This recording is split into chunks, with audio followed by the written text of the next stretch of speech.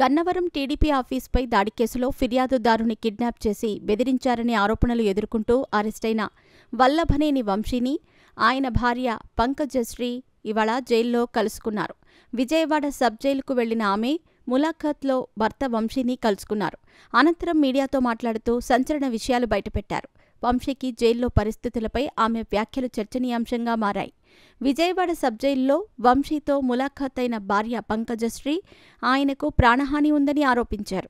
వంశీని అనేక రకాలుగా ఇబ్బందులు పెడుతున్నారని ఆరోపించారు.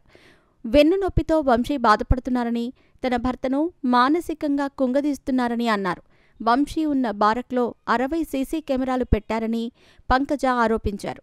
తన భర్త హెల్త్ బావుందంటూ వైద్యులు తప్పుడు ప్రచారం చేస్తున్నారని మరో ఆరోపణ కూడా చేశారు.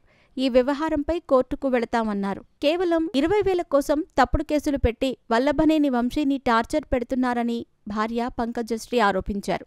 జగన్ ఫోన్ చేసి పరామర్శించారని, ధైర్యంగా ఉండాలని చెప్పారని అన్నారు. వచ్చేవారం కలుస్తానని జగన్ చెప్పారన్నారు. మరోవైపు వంశీని అరెస్ట్ చేసి సబ్ జైల్లో ఉంచాక ఆయన లాయర్లు బెయిల్ కోసం ప్రయత్నిస్తారని భావించినా అలా చేయలేదు. మరోవైపు వంశీని పోలీస్ కస్టడీకి తీసుకునేందుకు ప్రయత్నాలు మొదలయ్యాయి. ఇప్పటికే ఆయన హైదరాబాద్ నివాసానికి వెళ్లిన పోలీసులు సోదాలు నిర్వహిస్తున్నట్టు తెలుస్తోంది.